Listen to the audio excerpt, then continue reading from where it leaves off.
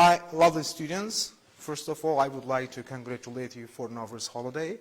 And because of the COVID-19, we started to conducted the online courses. And from today, I will be giving the presentations about our macroeconomic lecture. Okay, today we are conducting the lecture 3. Aggregate demand, aggregate supply, and the macroeconomic equilibrium. So first let's see the course outline. So we will define the aggregate demand, aggregate supply, and both affecting factors for each of them. And then we will come summarizing the macroeconomic equilibrium, and they come to, they explain all the details related to this factors. First, let's see the references about our lecture. So actually we have, as you know from our previous classes, we have the Oliver Blanchard's Macroeconomics, which is a publication of Pearson, and the Gartner, Manfred, Mishkin, Freddy, Case, Carl, and others that refers to macroeconomic lecture. So you can see all the details from this, exact details from these references. Okay, so let's start with the aggregate demand. Actually, my lovely students, in our previous courses in the first semester, we conducted a lecture on microeconomics. So we defined that what is microeconomics is, what is demand, and what is supply, the affecting details, affecting factors for both of them. But today, we are going to learn about the aggregate demand. Some people are, confirming that aggregate demand is a total sum of the individual demands. But others are not, totally agree with the statement. But yes, we can tell, in one case, we can tell that this is a total sum of individual demands. But we will explain that what is the mainly difference between the aggregate demand and individual demand. So aggregate demand is defined as the total amount of the goods and the services that consumers are willing to purchase, to buy in a given economy, in a production sphere that given at amount of time.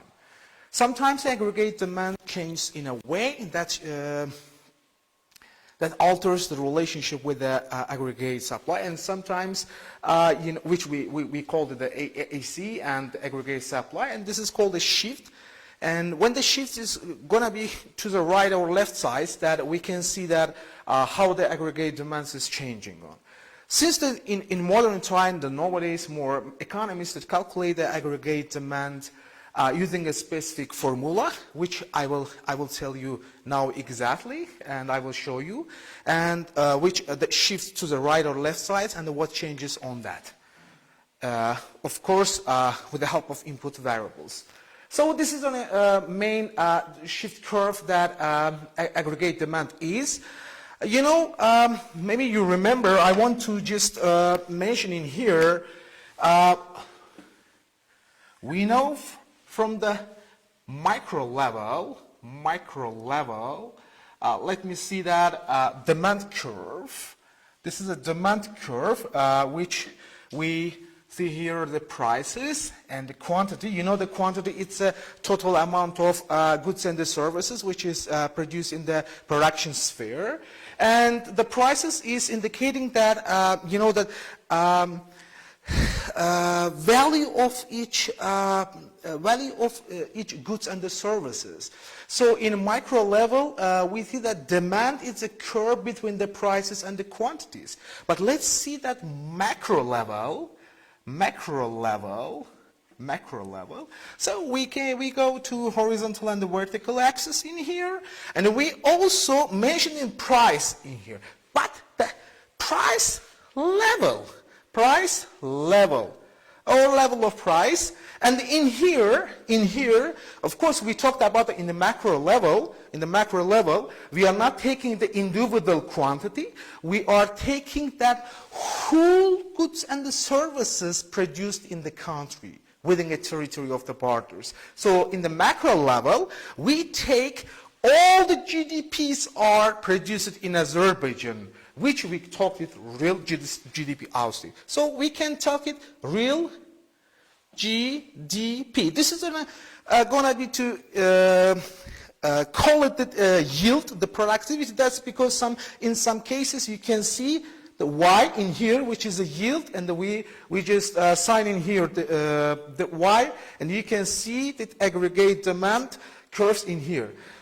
And this is an aggregate demand. I put in here AD model in here. This is a curve of aggregate demand in macro level. So macro level.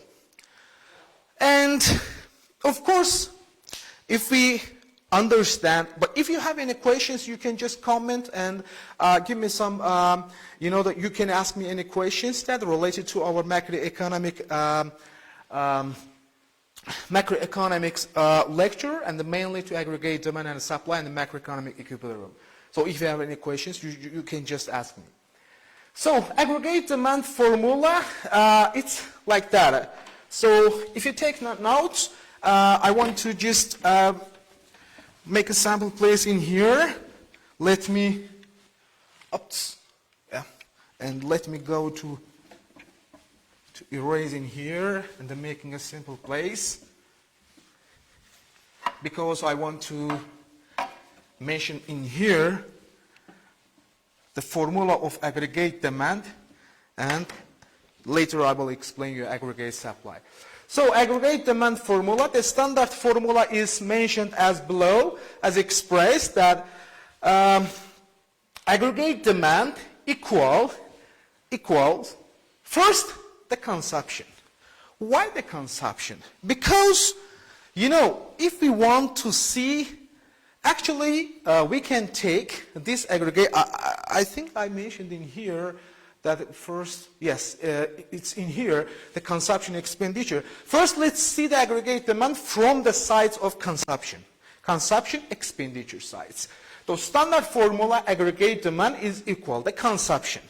Yeah, consumption, let's see in here that in some cases the external factors, or in some literature you can see the exogenous factors that are affecting the consumption. If we are talking about the whole country, if we are talking about the population of the country, so we need to think in general. Okay, we need to think at the country. So what kind of cost can we take? So from the consumption expenditure sides, we can take the tax rates. Yeah, tax rates is the main cases of the exogenous factors which is affecting to the consumption. Second thing, incomes, the short-term and expected income over the lifetime, and the wage increase. Let's see that credits, interest rates, wealth is also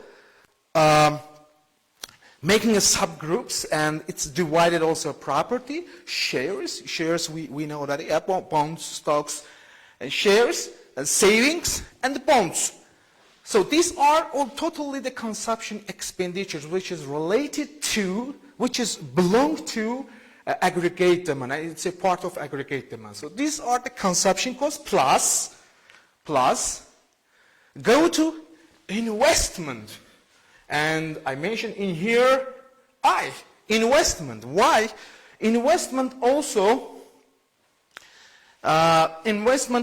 it's a part of aggregate demand. And investment expenditures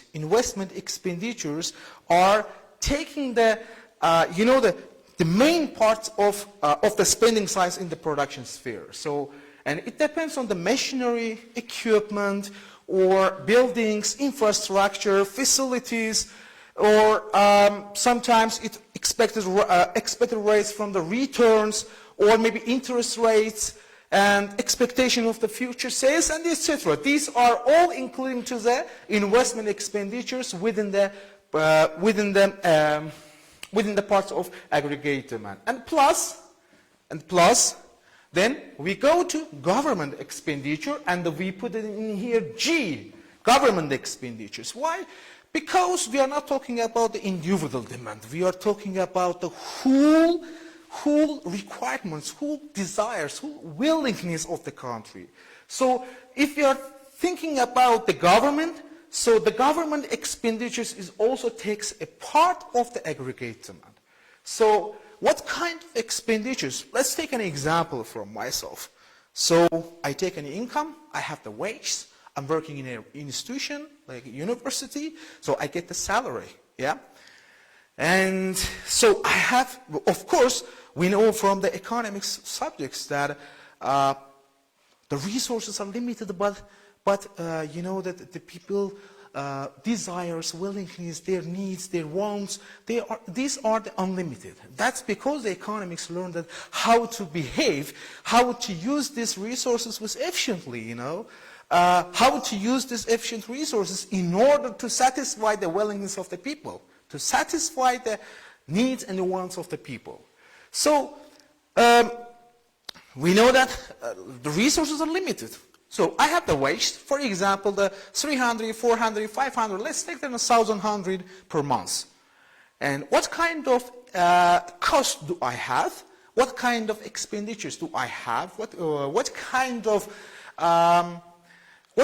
of cases do I spend my money? So I give the money for electricity, for gas, for purchase, for personal you know, items, or so public transportation, or for my tuition fee, and etc., for food and for shelter, and etc., for accommodation, and etc. So if we think that the government also has some costs, which these costs are related from these parts. Let's see that the government has the costs from the defense, from the health, from the education, for the social welfare, for the public relations, for the foreign relationships, for the regions, for the infrastructure, for the industry, and for other GDP sectors like agriculture, like industry, or construction, and etc. You know, all the related fields that expenditures related to government, these are taking part in aggregate demand. So all these are signed with G. And plus, net export. Finally, the net export. What is net export? Sometimes people are, you know, they're referring to the imports. Does it export or is it the import? No. Net export is that export minus imports. Export minus imports. Yeah. Net export equal export minus import. And that's called the net export. So why do we need to identify the net exports and taking part in the aggregate demand? And let's see that the net export and import and export sides. So let's see first the negative and the positive sides. Import, as I mentioned that, these are the goods and the services are bought from abroad. For example, Azerbaijan get the medicine, get some, you know, food, and or maybe textile from other countries, or maybe construction equipment or facilities from other developed countries. These are the imports for Azerbaijan, okay? So the goods and services are bought from abroad, from Turkey, from China, from United States, and etc., from abroad, which represent an outflow of the funds from the country. These are called the import spendings, which reduce aggregate demand. Aggregate demand, yes. And the export earnings, these are the positive sides. Why positive sides? Because when you export something, you get more income, you get more revenues, you get more extra benefits. So export earnings is goods and services. It means that goods and the services which is sold to abroad, Azerbaijan sell textile, agricultural, food. We export for example, our oil, petrol, gas, we export to other countries and get a flow into the country. It means that we get more extra money to Azerbaijan. So we get more revenues. And the flow into the country, which helps to raise aggregate demand. That's because the last one is net export. So this is totally the formula of the aggregate demand. Aggregate demand equals consumption cost or consumption expenditures, investment expenditures, and government expenditures, and the net export. These all four details when combined together, and that makes an aggregate demand formula. Okay, don't forget, dear students, that this is a main formula of the aggregate demand. So, aggregate demand formula is in here. It's a curve that shows the negative relationship between the aggregate outputs, that income and the price level. As I mentioned before, in aggregate demand, we take in here the price levels and the real GDP. And so, driving to aggregate demand curve, okay? But before coming to the sites, I want to explain you guys, aggregate demand, do you remember, maybe you remember that in our microeconomics, we learned about that, what kind of price and non-price factors influence, like affecting to individual demand. So we mentioned that the price is a main indicator of affecting factor, but in other case, in other hand, non-price factors also are the main important, are the necessary. So what kind of next, let's remember, let's just quick summarize.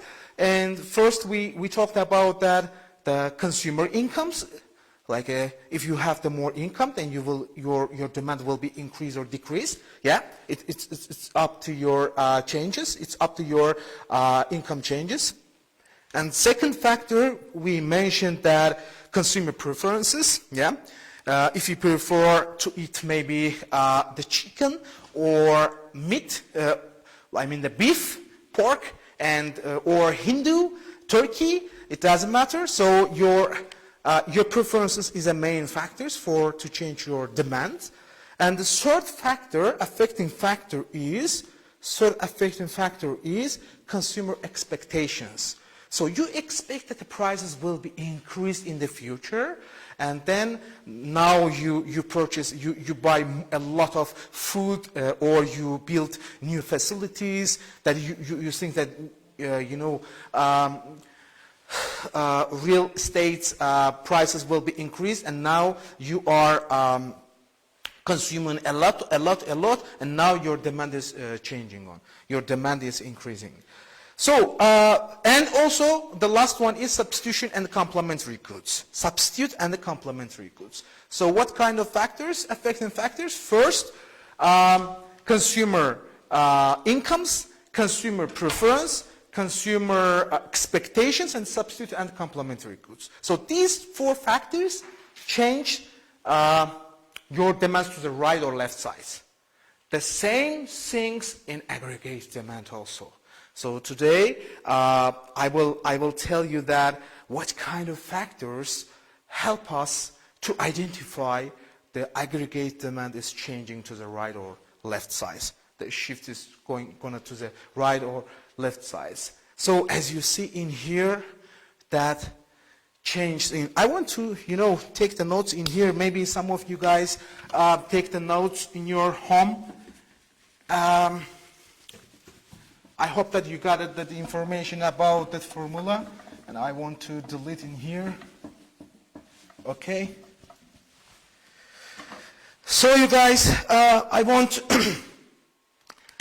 to show you on a graphs again.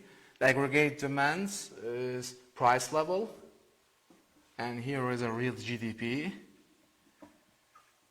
and this is a aggregate demand.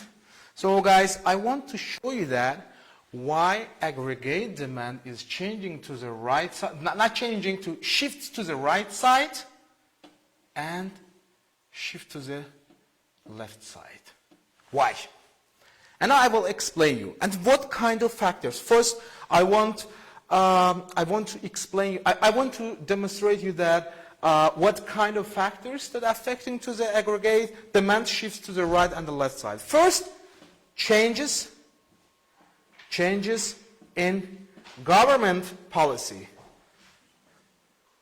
Government policy. Yeah, you know, guys, because of the coronavirus in the world, COVID-19 in everywhere, you know, the governments change the policy. So what happens? This changes also change the aggregate demand to the right or left side. You see, maybe some of you guys go to Bravo Market, go to supermarkets, go to Amina Market, and you see that a lot of people are purchasing a lot of things. Food, shelter, and etc. The people are expecting that next month, maybe in April, in May, the prices will be going to be higher, and the people are buying everything, yeah? And what happens? The people are going to supermarkets and buy everything, and their demand shifts to the right side because their demand is going to be too higher. And why I mention in here, maybe some of you guys will tell that, Jafar Malam, you are talking about the government policy, but you're explaining that aggregate demand shifts to the right side. But because that this shifts is dependent on the government policy. This shifts depending on the government policy. If the government make a new policy, a new instrument, a new mechanisms, or a new strategy, that it also influences you to change your demands, aggregate demands to the not you, the country aggregate demand to the right or left side. You see, this aggregate demand changes the place and makes a new aggregate demand shift. And we mentioned in here AD0, why AD0 aggregate demand? This is an initial one, and this is a new one. This is a new one. And the AD1, we just put in here. And first, the change in government policy.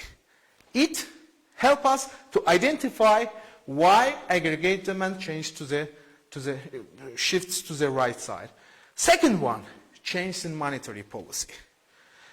Hey, you guys, maybe some of you know that what is a monetary policy. Actually, we discussed in our previous classes, but I want to explain again. So monetary policy, you know, it's credit money relationships in the government. So it's regulated by the Central Bank of the Republic of Azerbaijan.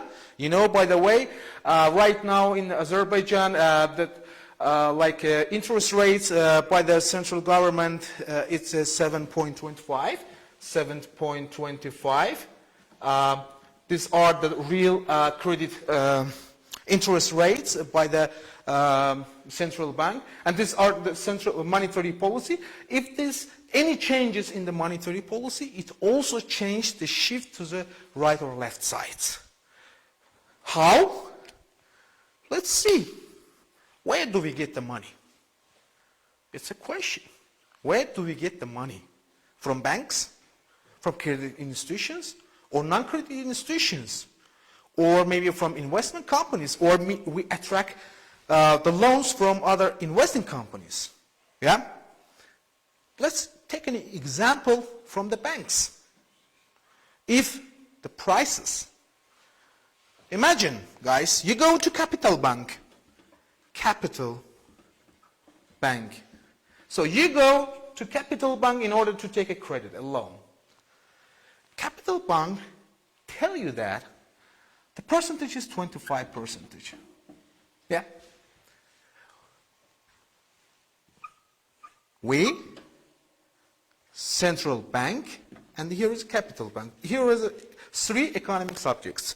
So we take the loan from the capital. We go to Capital Bank in order to take a loan. Capital Bank give us the loans from the 25%, yeah?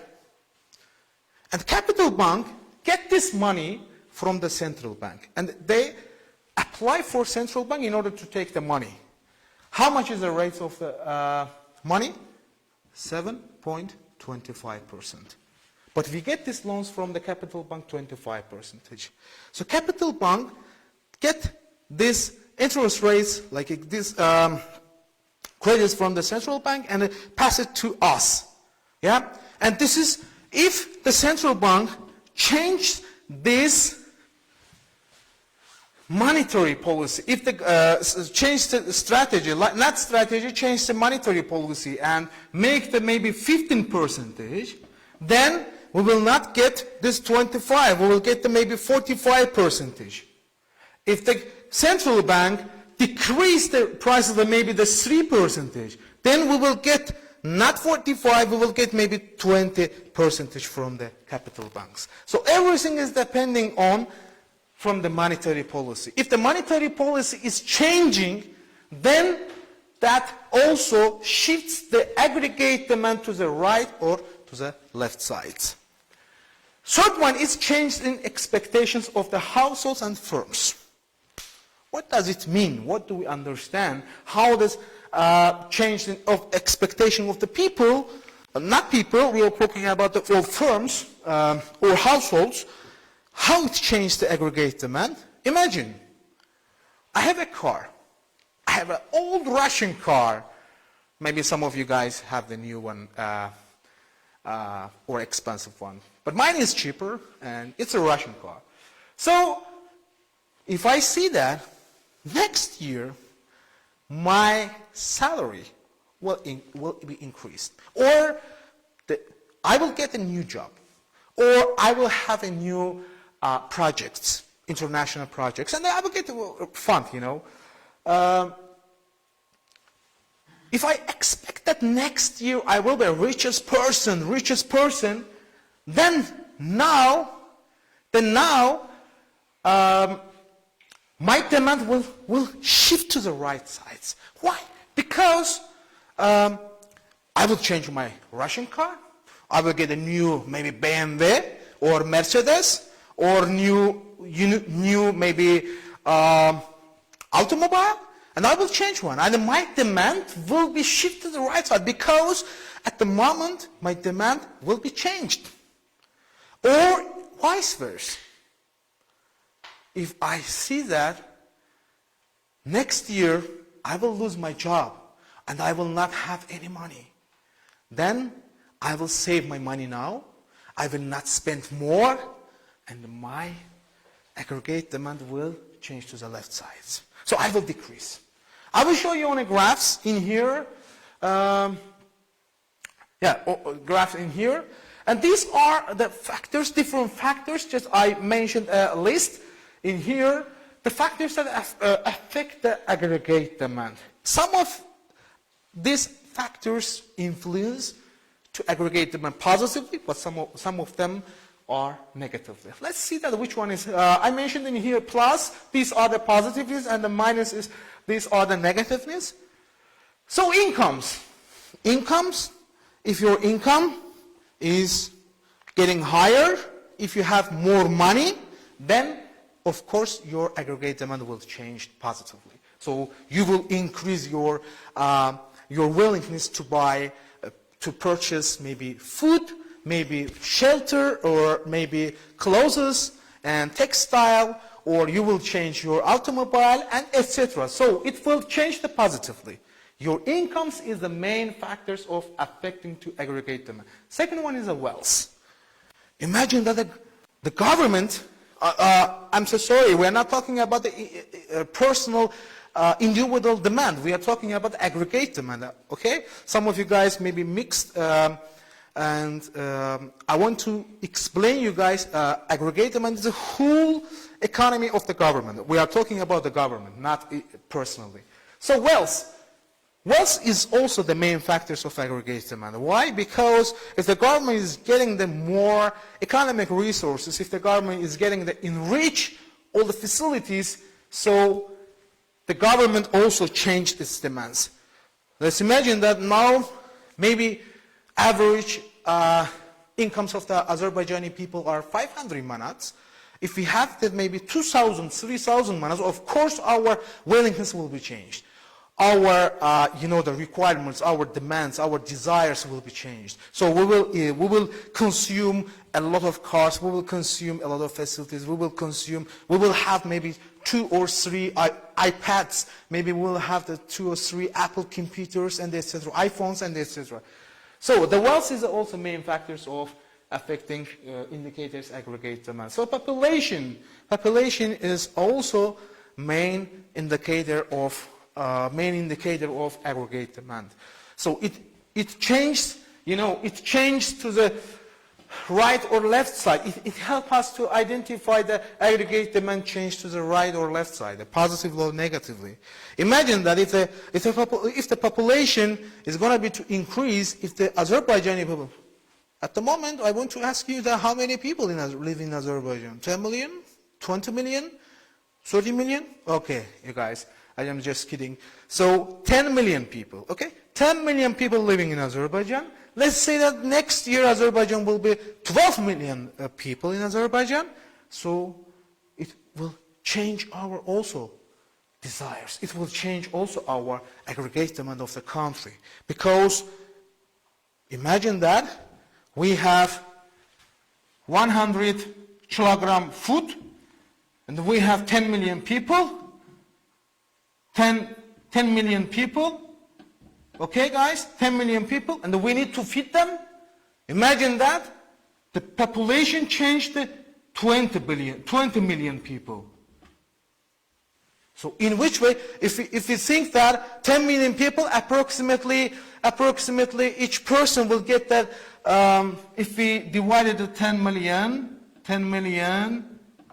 to 100 kilograms, so we will see the effort, or vice versa. Imagine that 12 million we divide the 100 kilograms, of course we will feed the people less than the beforehand. That's because the population is also the main factors for affecting to aggregate demand. Interest rates, as I mentioned before, when the Central Bank of the Republic of Azerbaijan changed the interest rates, like these indicators, the loan, this one, if the Central Bank changed the interest rates, of course it's affecting to shift the aggregate demand to the left side. So credit availability, it means that access to money, access to finance. We are agriculture country. We are a place where agriculture is more important for us because of approximately half of the people, half of the population work in agriculture sector. So the people have a lot of difficulties. One of the difficulties is credit availability, so access to finance. If you have the credit availability, then you will do more things. So you will feel yourself comfortable. So you will solve all your problems, issues, but if you don't have any money, you cannot do just whatever you want. So credit availability is the main factors also affecting to aggregate demand. So government demand also, because government demand is the main factor that change the aggregate demand. Why? Because each government has own demands. It means that we are a country that we have many, our lands are occupied by the Armenians, and we have some, fighting with this. Not fighting. We are some misunderstanding with some international organizations in order to solve this issue. But I hope that that these organizations, the international organizations, will be dealing in order to solve this issue. But government. So we need to hold the army. We need to feed the. We need to purchase new army equipments or military equipments, facilities, and etc. So that's because the government demand is so important for Azerbaijan, and we need to consider also that. Taxation. That Azerbaijan is a place that, in agriculture sector, I'm talking in agriculture sector, Azerbaijan is a place that the farmers are accept all the taxes in agriculture. I mean that these are the rest of taxes in agriculture except the land taxes.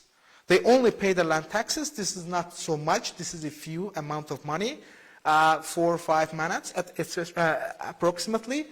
So taxation is also helpful for changing the aggregate demands. If the government are, imagine that in the United States, if the government cut all the taxes, the people will improve, not improve, will increase their demands and their desires to buying the new products. And foreign demand, investment, expectations, these are also so important for changing the aggregate demands to the right or left side. So, do we have any questions from the students or so? If there is any questions, sorularımız var uşaqlardan yoksa? Yok. Okay. Okay. So, if we don't have any questions, let's go to aggregate supply. So aggregate supplies is also the total.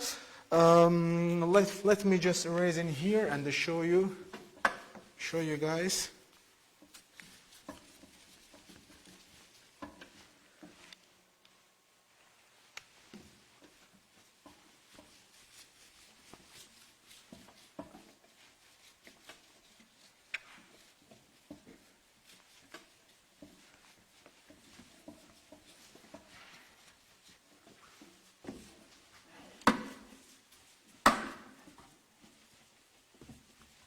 Okay, guys. So let me summarize what did we understand from this lecture. So we understood aggregate demand. Aggregate. What is aggregate demand? Aggregate demand. So we understood aggregate demand. Aggregate demand formula. Yes. And second, we understood aggregate demand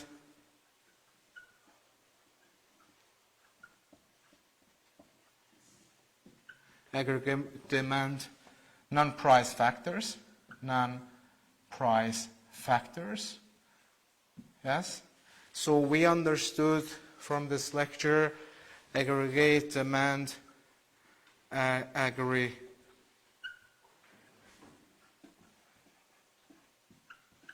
aggregate demand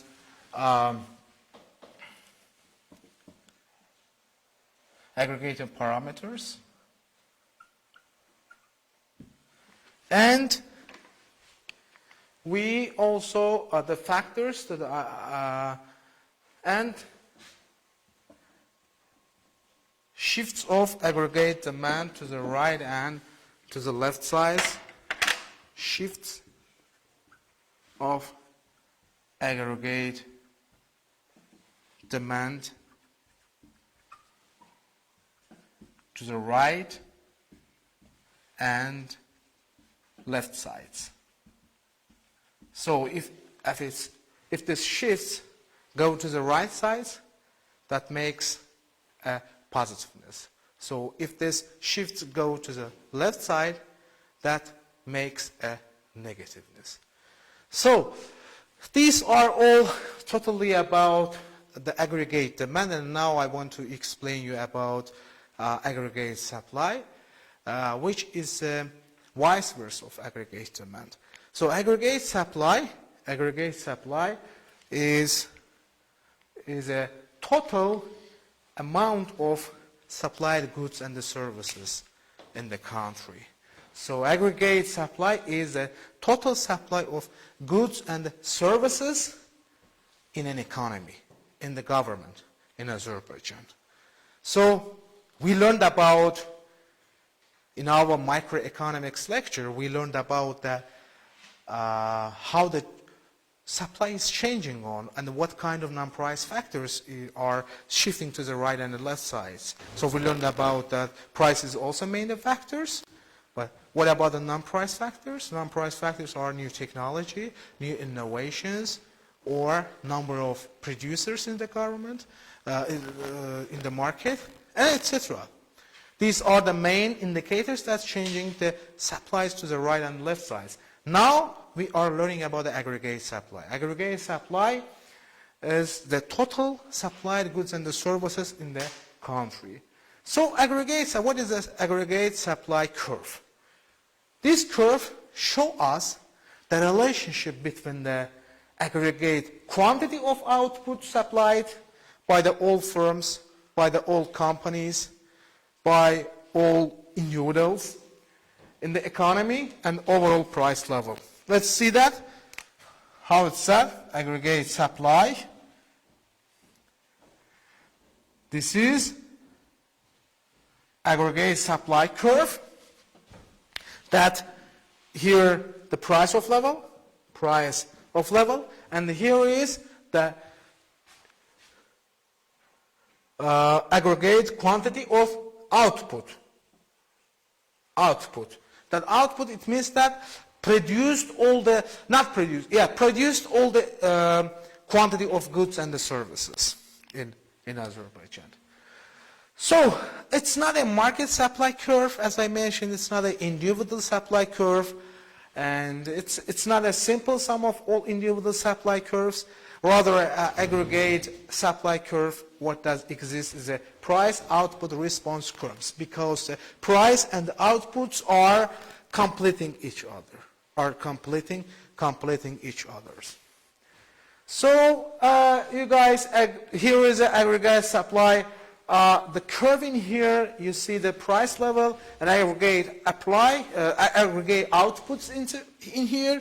We will learn aggregate supply into phases, like phases. So in a short run and in the long run.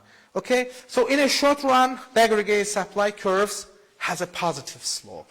It means that when the prices levels, you see that when it's getting higher, and the aggregate supply is also going to be to get higher. Aggregate supply in the short run, if you're talking about that, the economists who are dealing with macroeconomics, and these are the focus on whether not just only economy as a whole in operating at full capacity, but also they are dealing with to identify how this producers are dealing with within the selling processes. As the economy approaches the maximum capacity, as the economy approaches to increase the capacity of the economy, and the firms respond to increase that demand by only raising the prices. You see, guys, this is a short-run aggregate supply is shifts to the right and shifts to the left sides. As I mentioned in aggregate demand, aggregate supply is also so important for making a market equilibrium in the market, and it also shows us to identify that increasements or decreasements in the aggregate supply. So these are also a combination of the price levels and aggregate outputs, that how many products are produced in the government. So let's see that short-run aggregate supply curve shifts, and what happens that shifts to the right and then shifts to the left side, and then what kind of factors that influence. Let's take first to the right side. Increasing aggregate supply makes a lower costs. So lower input prices, lower wage rates, and also shifts to, let me show you in here, guys, just a second. I will show you. Unfortunately, our blackboard is smaller a little bit, and I will show you.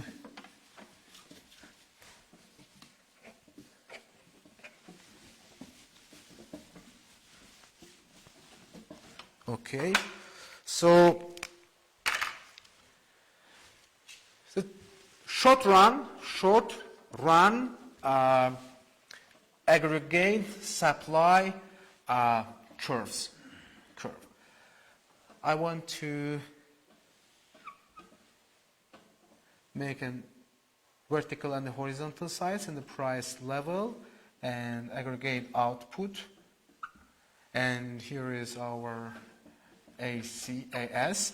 Okay, so, and I want to show you that, guys, when aggregate supply is turning to the right size.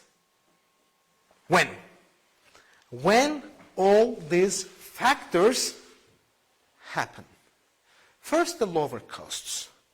Lower costs, you are a producer, you have a company owner, so when your costs will be changed, whenever your input prices is changed.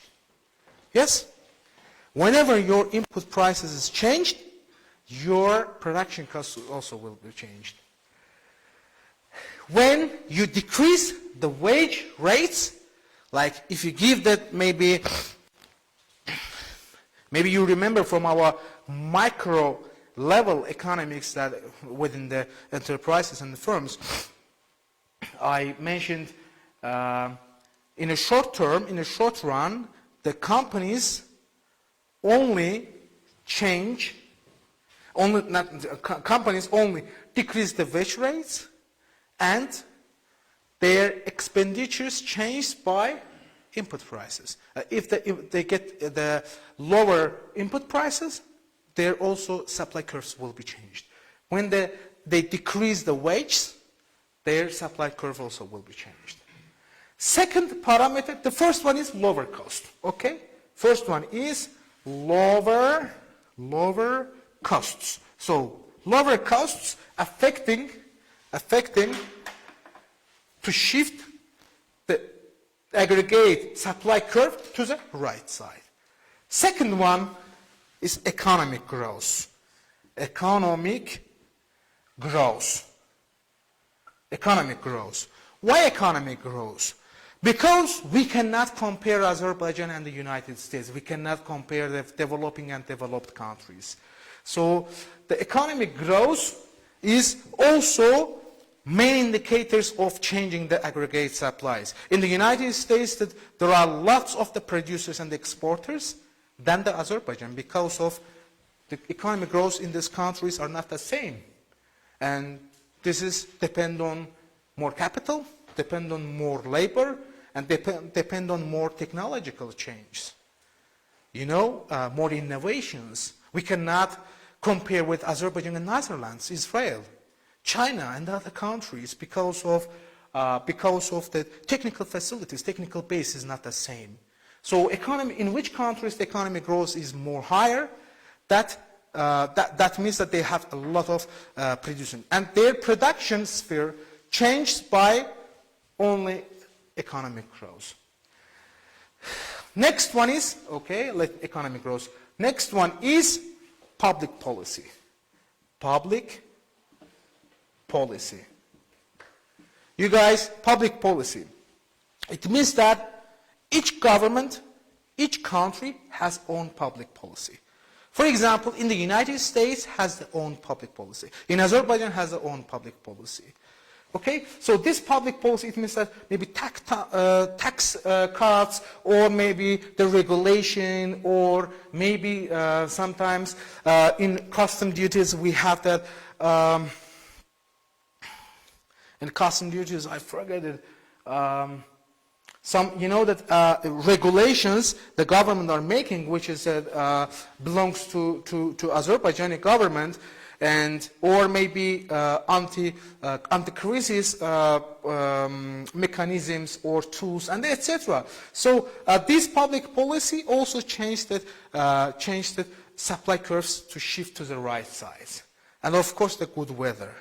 In sunny countries where the soil is dry, where there is not any humidity, so in these countries they have the more productivity than the other countries. Like if this country had a good weather, then they will have more production capacity, and they will supply curve will be shift down to the right side.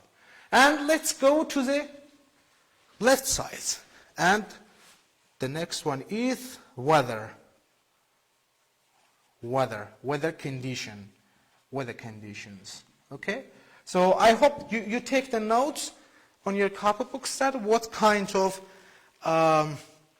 factors that help to aggregate supply shift to the right side. Okay, guys? Maybe you take the notes in your copybooks, in your notebooks. Lower costs, I tell you again, economic growth, public policy, and the weather conditions. These are help to supply curve to shift to the right side. Now I want to show you what factors help us to identify the supply curves to the left side. Okay? If you take the notes, I want to erase.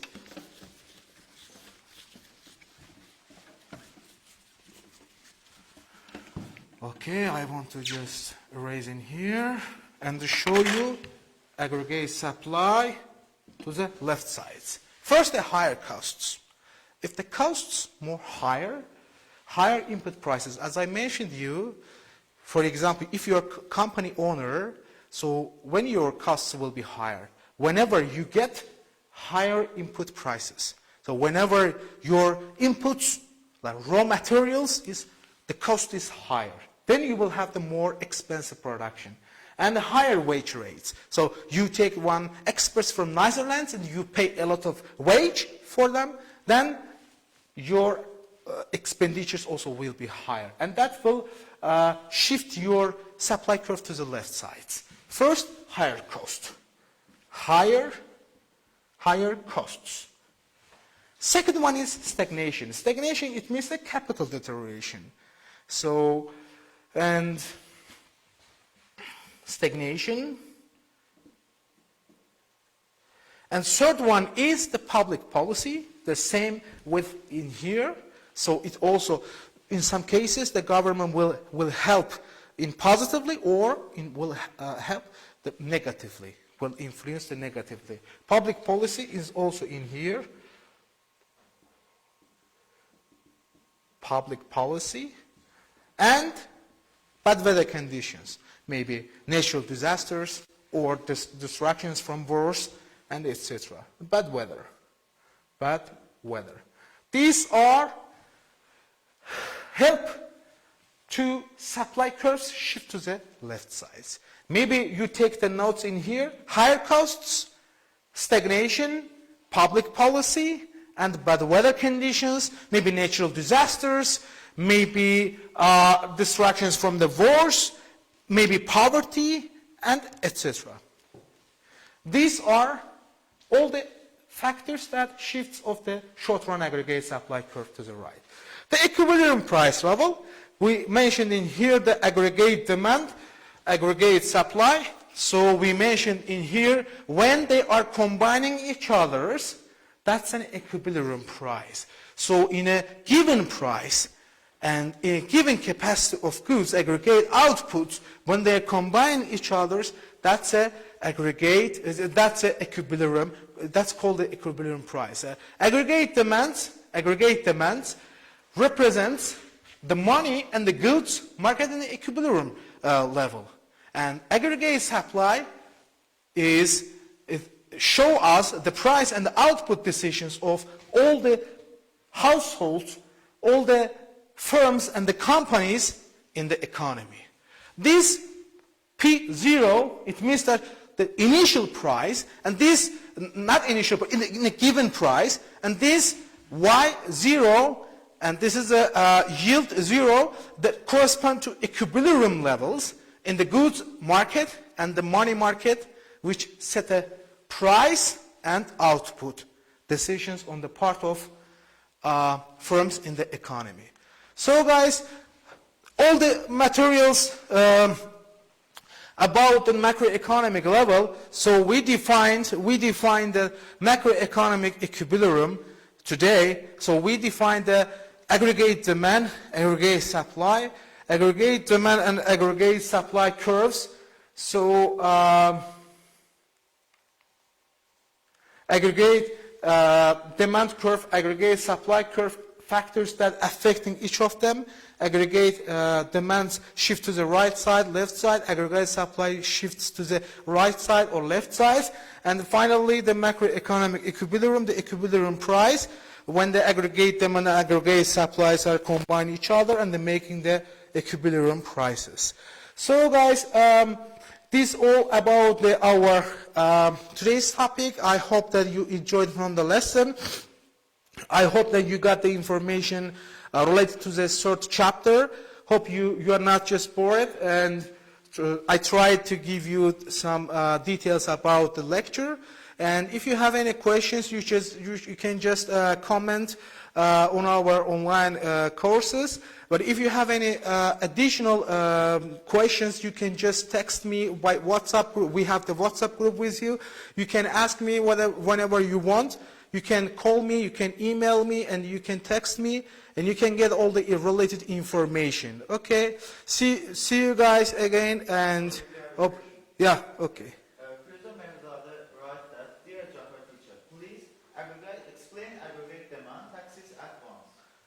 Aggregate demand taxes. Okay. So why the taxes is so important? Because let me just show you in here. Why the taxes is important? Actually, thank you very much for the question. That's an important question. And I want to explain you that at the moment in Azerbaijan, here is Azerbaijan. In which countries the tax rates is more higher? In that countries, aggregate demand curve shift to the left side. In Azerbaijan, agriculture sector is exempt from the taxes. Just only one tax is land tax.